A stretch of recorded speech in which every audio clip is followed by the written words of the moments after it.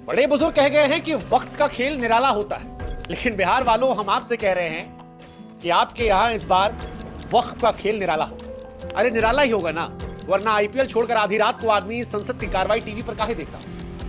मतलब आम आदमी समझ ही नहीं पा रहा है कि आईपीएल में ट्रेविस हेड, निकोलस पूरन जो छक्का चौका मार रहे हैं उसमें ज्यादा मजा है, या संसद में सांसदों में चर्चा हो रही है कि भैया सुधांशु त्रिवेदी ज्यादा तीखा बोले? नहीं यार, इमरान प्रतापगढ़ी की शेरो शायरी में ज्यादा दम था। दोनों में रोमांच कहां ज्यादा है वो आम आदमी डिसाइड नहीं कर पा रहा। दोनों साइड अपना अपना फैन फॉलोइंग बटा हुआ। लेकिन इन सब के बीच में वक्फ संशोधन बिल ने एक बात तो तय कर दी है कि इस बार बिहार में सरकार जो है वो वक्फ पर ही बनेगी, और वो इसलिए क्योंकि नीतीश कुमार ने बिल का समर्थन कर दिया। अब नीतीश बाबू ने बिल का समर्थन किया तो उनके पुराने सहयोगी आरजेडी ने ट्वीट करके कहा कि नीतीश अब सबके नहीं है, नीतीश जी आरएसएस के सर्टिफाइड नेता है, वो नीतीश नहीं है, चीटीस है। चीटीस मतलब चीटिंग, धोखेबाज, मुसलमानों के खिलाफ आरजेडी ऐसा करे। अब पिछली बार नारा आया था कि अब की बार नीतीश है सरकार। ये जितना बवाल चल रहा है पक्ष विपक्ष का, इसको देख के हमने एक नया नारा दिया है कि अब की बार बिहार में वक्फ की सरकार। हाँ और नहीं तो क्या, वक्फ की ही तो सरकार बनेगी। अरे हम ये नहीं कह रहे कौन सी वाली बनेगी, जो समर्थन में उसकी बनेगी, जो विरोध में है उसकी बनेगी, लेकिन इतना जरूर तय है कि अब की बार बिहार में सरकार जो है वो वक्फ की ही बनेगी। वो बिहार जहां पर जात पात के आधार पर चुनाव होता है, इस बार वहां पर वोटिंग जो है वो वक्फ के इर्द गिर्द होगी। इस बार का बिहार का चुनाव हिंदू मुसलमान पर होगा, ये बात तय है, और उसमें जबरदस्त तरीके से जुबानी चौके छक्के लेंगे, जैसे आईपीएल में लग रहे हैं। अब आईपीएल को थोड़ा हमने बदल दिया है, आईपीएल मतलब इंडियन पॉलिटिकल लीग, और वाह क्या सीन है। इस बार लीग का मैच जो होगा वो बिहार में होगा, और वहां पर जुड़ेगा वक्फ संशोधन बिल। वक्फ संशोधन बिल जो है वो पास हो गया। सत्ता पक्ष की तरफ से सुधांशु त्रिवेदी ने जबरदस्त तरीके से वाक्य विन्यास, मुहावरों, छंदों से बिल की शान में कसीदे पढ़े।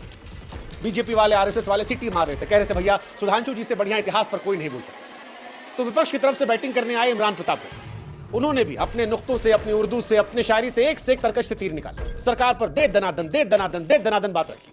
और आधी रात को जिसने भी चर्चा सुनी वो इन दोनों के बीच में ज्यादा बेहतर कौन था इस बात पर संवाद करता रहा कि यार कौन ज्यादा बढ़िया, सुधांशु जी ज्यादा बढ़िया बोले थे क्या इमरान प्रतापगढ़ी ज्यादा बढ़िया बोले? लेकिन इन सारी कहानी के बीच में वक्फ संशोधन बिल का जो सबसे इंपॉर्टेंट हिस्सा है वो बिहार से जुड़ जाता है। वो बिहार जहां पर नीतीश कुमार मुख्यमंत्री हैं और इस साल विधानसभा के चुनाव होने वाले। ये बात हम इसलिए भी कह रहे हैं क्योंकि देश के गृह मंत्री अमित शाह साहब कहते हैं कि 2014 में चुनाव से पहले कांग्रेस वक्फ को लेकर बदलाव करती है, वो बदलाव चुनाव को ध्यान में रखते हुए करती है। अगर कांग्रेस ने बदलाव नहीं किए होते तो आज ये बदलाव नहीं होते। लेकिन एक सच ये भी है कि इस बार बिहार चुनावों से पहले भी जो ये बदलाव है इसका असर बिहार में दिखेगा।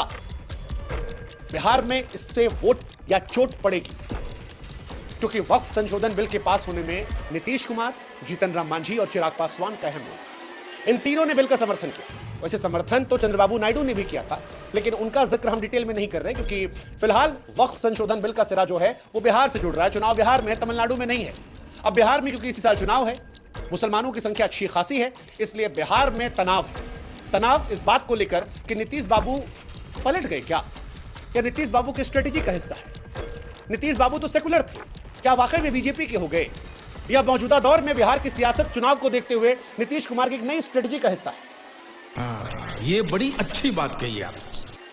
अब जो भी है, नीतीश बाबू की इस चाल को नीतीश बाबू के पार्टी के लोग समझ नहीं पाए, और यही वजह है कि उनकी पार्टी के कई नेता समर्थन से नाराज हो गए, और नाराज भी इस कदर हुए कि पार्टी को छोड़ने का ऐलान कर दिया। जेडीयू नेता और बिहार में शिया वक्फ बोर्ड के चेयरमैन अफजल अब्बास ने नीतीश कुमार से नाराजगी को जगजाहिर कर दिया। दूसरे जेडीयू के नेता अल्पसंख्यक मोर्चा के प्रदेश सचिव मोहम्मद नवाज मलिक ने इस्तीफा दे दिया। जेडीयू नेता कासिम अंसारी, जेडीयू में अल्पसंख्यक विभाग के महासचिव मोहम्मद तबरेज ने भी जेडीयू से किनारा कर दिया। जेडीयू के एमएलसी गुलाम गौस तो लगातार कह रहे हैं कि किसानों के लिए लाया जाने वाला बिल वापस हो सकता है, तो वक्फ संशोधन बिल वापस क्यों नहीं हो सकता? कहने का मतलब यही है कि नीतीश कुमार ने भले ही बिल का समर्थन किया, लेकिन उनके दल में विवाद गहरा रहा है, और ये विवाद इसलिए भी गहरा रहा है क्योंकि इस साल बिहार में चुनाव है। बिहार के जेडीयू नेता जो कि मुस्लिम भी हैं, उन्हें इस बात का डर लग रहा है कि मुसलमान मतदाता जो है कहीं नीतीश कुमार से दूरी न बना।